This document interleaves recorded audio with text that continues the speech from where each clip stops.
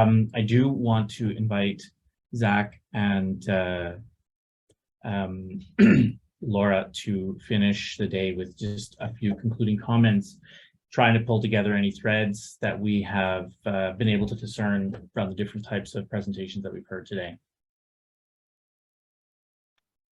Sure, I'm happy to go first, Laura, unless you want to again. So I'll be very, very brief. First, I just wanted to thank all of the presenters and speakers today. Particularly want to thank all of the community-based leaders who joined us today, and a special kudos out to LISPOP for bringing us all together. I think this is really what the role of universities should be, and not it's very easy for us to sort of spend time in our own world, reading and writing in a very lonely way, but really how we advance our work and the work of the community at large is really by connecting and talking, and that's the reason why I think today was so important. So I wanted to just sort of touch briefly on a couple of the different themes that we heard today. I want to start with Allison's work, and one thing that really kind of stood out to me was this idea that we've always had a housing crisis.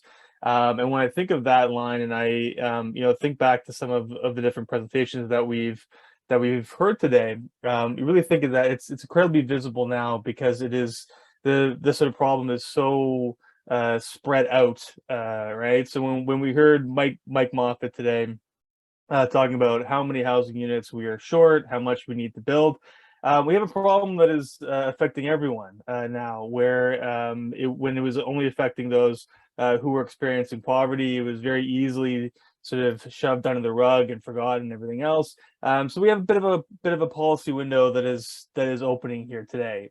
We've seen from the survey work that LISPOP did, that Thomas Vargas and Michelle Dion did, and Anthony Simon did, that where you how you perceive the problem depends a lot from where you're sitting, right? So whether you're a homeowner or renter or somewhere in between, that's how you're kind of perceiving the problem. So we have a policy window that is opening. If we are walking through it, it depends on where you sleep. Good point, Allison.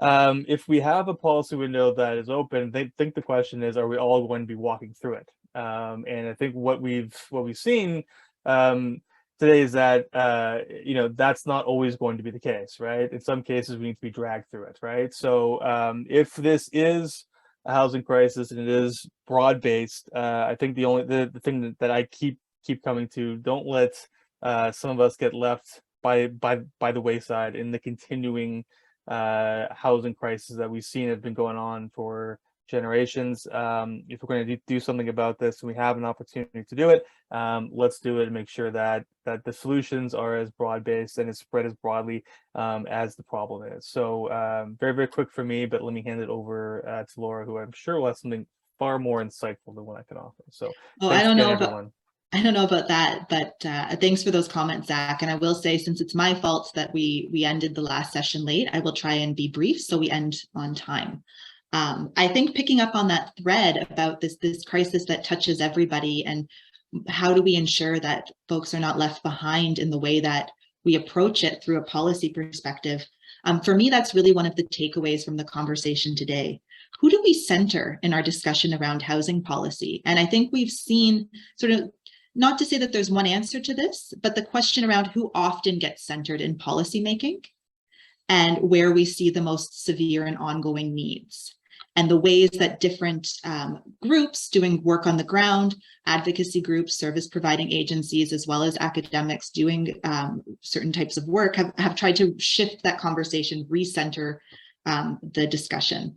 And I always go back to a piece that David Hulchansky, who's a social work professor, wrote, I think in 2004, 2008, about the housing system in Canada, talking about the two parts of the housing system, the part for the haves and the part for the have-nots, and how the Canadian state has spent an incredible amount of money supporting the private housing market in Canada, mostly focused on those that have, while neglecting the have-nots. And I think part of this conversation speaks to a need to think about how do we recenter the have-nots in discussions around policymaking and housing?